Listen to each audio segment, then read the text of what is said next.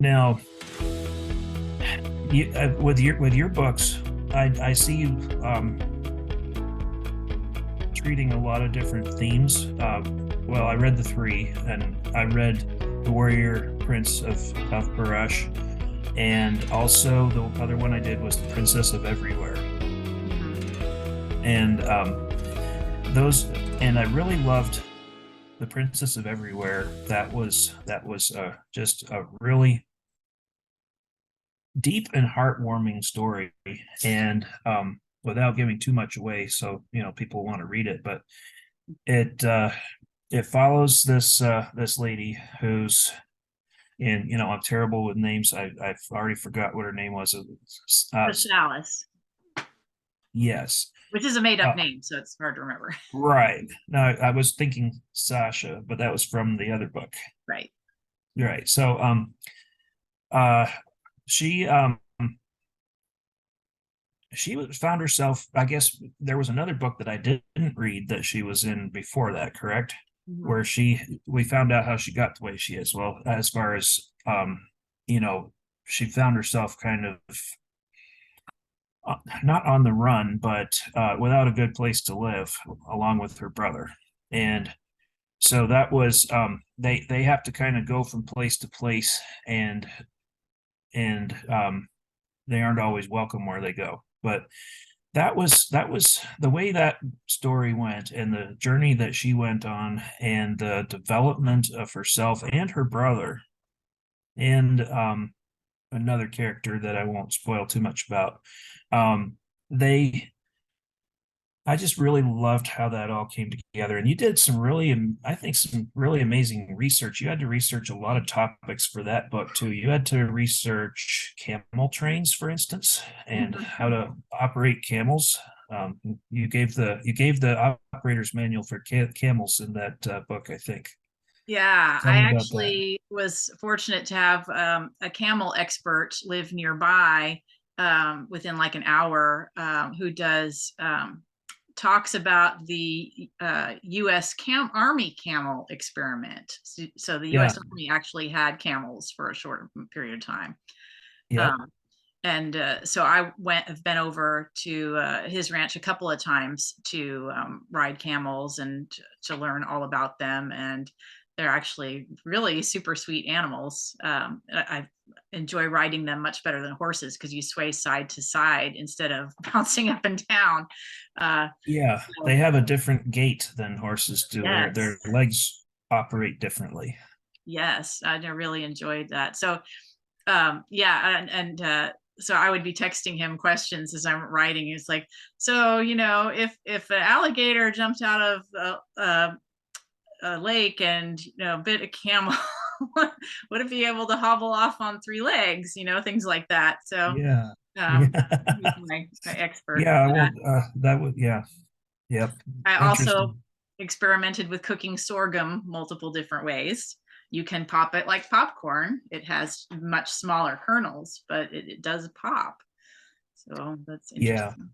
Well, this is one thing that I really enjoy about writing and reading other people's writing is the time they take to do research on different topics, or the topics that they already know a lot about. And with you, I can tell that you've done your research, and when you find a topic, if you don't already know about it, then you learn what needs to go into it. And I've had to do that too. In Hmm. fact, now going back to my earlier series with my mom, it's called The Seafaring Women of the Vera B. And just in one sentence, basically, there was a shortage of male sailors. Well, all sailors were male in those days in 1854. And a lady found herself in charge of a ship and had to find sailors, and all she could find were women. So she grabbed a bunch of women who'd never sailed a ship, and with just one sailor who had stayed to help her, they taught them how to sail the ship, and they sailed from Australia and left, and actually, you know, made their way toward their destination. I can't wait to read that one. It looks Yeah. really exciting. Yeah.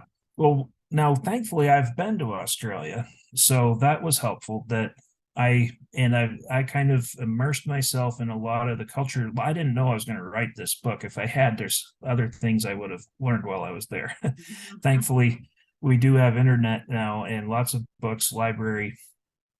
I have friends from Australia, friends in Australia, but studying history is really fun. But I had to do a lot of research. We both had to do research about sailing vessels, and we didn't want to make it too tedious by any means, but we had to show people what it was like to learn how to sail a ship if you didn't already know how to do it. And for anybody to get on there and learn for the first time was quite a undertaking. But when you were trying to train an entire crew at once who've never, they had like three people with 3 to 4 people with some sailing experience of some kind, and they only had one girl who really knew how to sail, and she'd never sailed anything that big. And the lady, Alice Packard, who was in charge of the ship, became the captain after her husband died. um, Basically she was motivated to get the ship back to England and the United States, and they were motivated to leave Australia. So they cooperated, and they nearly died, but they did it. So how did you do your research for that book, for the Oh, sailing well, aspect? so there was we read a lot of ebooks, but we read books. We looked at all kinds of websites. We watched videos.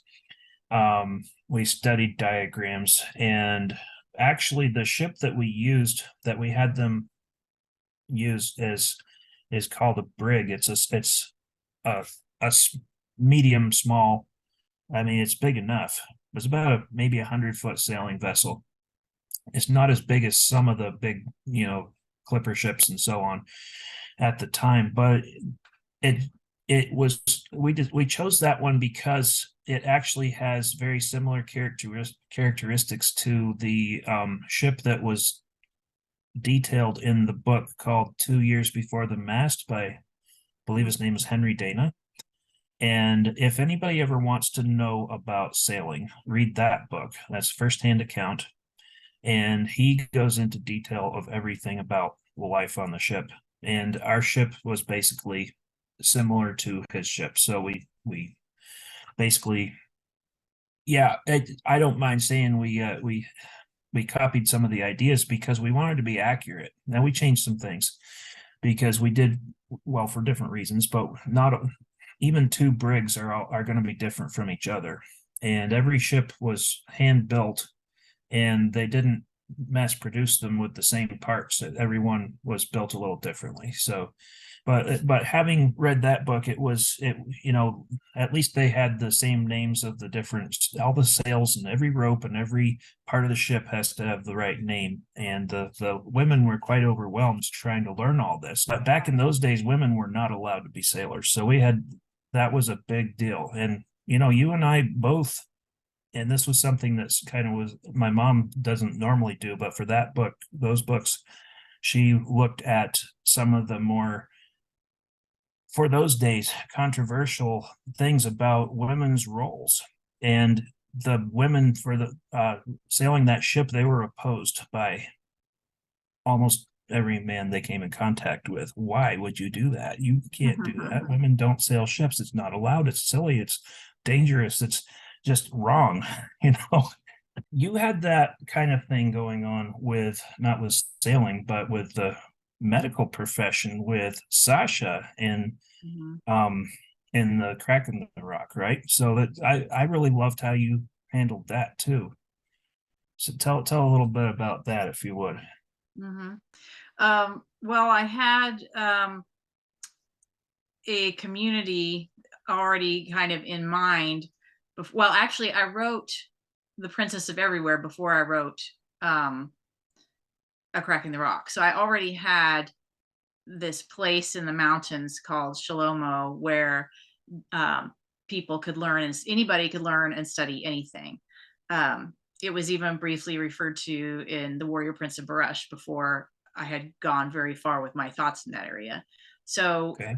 Sasha is lucky enough to have a couple of magi run across her, and they recognize her thirst for learning and are able to take her and educate her there and give her the training that she needs. Because she's coming from a patriarchal society where you have to have the permission of your father or your spouse to be able to have a career or anything else, I had to work it so that because of her apprenticeship, she was independent once she had completed it and had papers, to that effect, and also had a writ of safe passage to where she couldn't be hindered in what she was doing.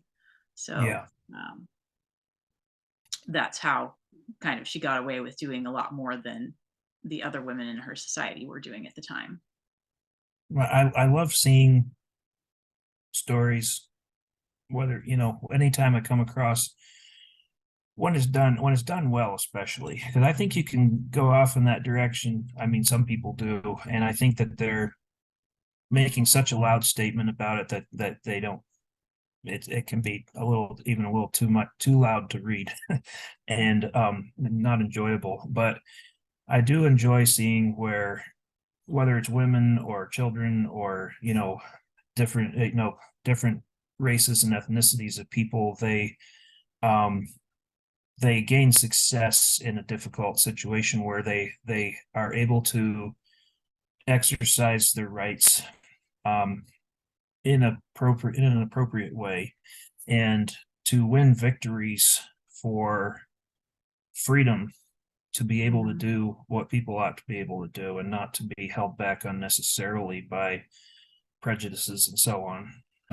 I love There's just a lot how of, you created these different races of people on this island, like the Wallens yeah, and the Beldens, and the different prejudices that they had for each other. That was really well done. yeah. I wanted to do it this way because, and kind of like in your books, these are these are fresh faces. I'm not trying to have it be exactly like any one race we have today and say, oh, well, he's obviously talking about that group. I mean, I guess you can kind of see some Irishness in the Beldens, and that's kind of intentional. But the Irish were go back 100 plus years ago, and especially in the United States, and the Irish were not always treated well. And they certainly were not treated well in Britain and even in Ireland by the British that ruled Ireland. So you can see some correlations there.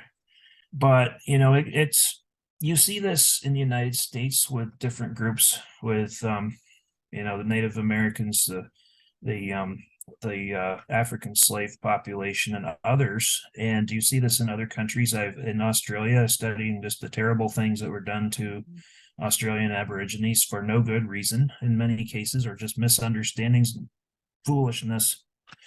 And the fact that a lot of these people just did not recognize each other as human beings, as equals. And it was just wrong. And there are many places in the world where that's still the case, and many times, many cultures where men do not accept women as equals, and don't give women their value. And Uh, um, yeah. which brings me to my favorite character from your book, which is Maddie, because she stands up for what she thinks is right, and she wants Yeah. to get in there and do her part and not be left behind. But she also starts out at the beginning with some prejudices Yes. and has Yes, some she does. enlightenment. Mhm. Yeah. So Maddie is, if you look, I think you can see the background here behind me that I put up, and this is the cover from my book, Nilo of Meridon. And so I've got my two of my main characters there. Nilo is the boy, and Raquel is the girl. And this picture is of him finding Raquel in the shipwreck near the beginning of the book. And when he finds her, she can't speak his language, so he rescues her, and they, he can only they get into a very dangerous situation, and they only survive with help from God. I'll point that out. But this is a very touching moment, I think, to me, was when they met, and she would have died if he didn't find her there, and he wasn't even planning to go down there to the coast that day.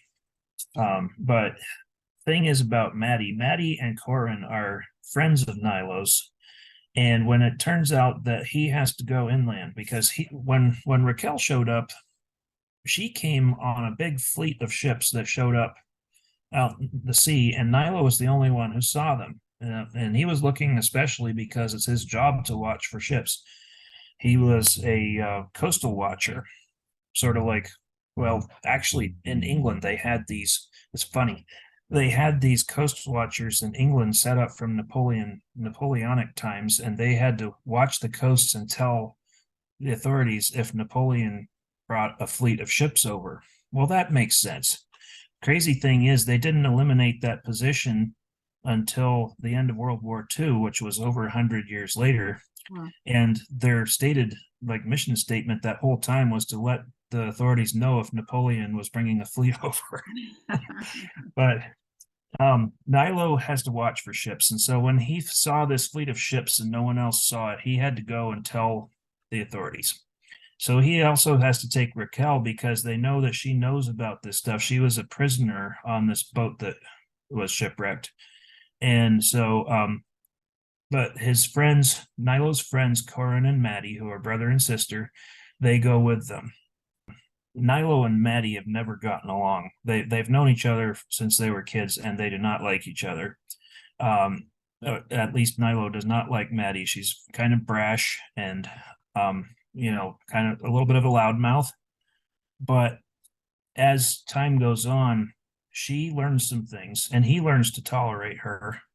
But it's really only when they learn to really trust God, I think, that they get to really get along better. And she also learns that just because the people they grew up with are prejudiced against these other people, that she has no right to be prejudiced, because they meet one of the Belden people, a girl about a little younger than her, that just changes her mind about them because she's just not what she expected. And it's a beautiful thing. So Yes, I really enjoyed that part of the story. Yeah. Because that's true for people everywhere, that when you learn about a person and you get to know them, that just completely changes your viewpoint. I've had that happen a lot of times in my life. And I meet somebody or see them and I don't like them at first, and then once I get to know them, I'm like, wow, I had no idea they were like that. And that's such an amazing thing. Mm-hmm. Now that you mentioned that it's during the time of Solomon, I can kind of make that connection with the giants, the Wallens, a little more, because just before Solomon's time period, the sons of Anak were still around, and Goliath, that's when Goliath was there. Right. So there could have been giants other places as well. One of my things about this book and this series is that I want people to see from it that there's connections with the Bible. There's some that are very clear, and then there's others that are less easy to see. My goal in writing this book is that people who read it will say, wow, I like this kind of story, and this reminds me of some things from the Bible. And then they will actually go back and read those things from the Bible with new ideas and a new interest in seeing how these especially these Old Testament stories worked, and also how they looked forward to the coming Messiah, because that was they knew that there was going to be someone to save them from their sins. But they that was something I really wanted to do, was to have the Bible show up in this book. Mm-hmm. I think this is the first book I have ever read that was not, directly a biblical retelling that takes place before the time of Christ. So it is kind of unusual that way. And I used to write some other things. I used to write some, and things that weren't published and so on, but some fantasy stories, some things about magic and things like that. And eventually one day, I just kind of, I think I think God was showing me that He wanted me to write things about Him, Hmm. and that trying to fit magic and dragons and fairies and elves and stuff was just not the way to do it. And so, for me at least. Mhm. And so I started thinking, but we could have a story that is that exciting, and but doesn't have those things in it, but is believable, Yes, and it more or less. absolutely is exciting and interesting with you know, the terrible monster that is on the ship, and Yeah, the giants and everything else. You brought all these interesting things that are true to life and put them into the story in a way that makes it really interesting to read. yeah, and I even got some sword fighting in for you. Yeah. Yep, I like that. Stay tuned for more episodes of Cousin to Cousin and find our books on Amazon and Kindle.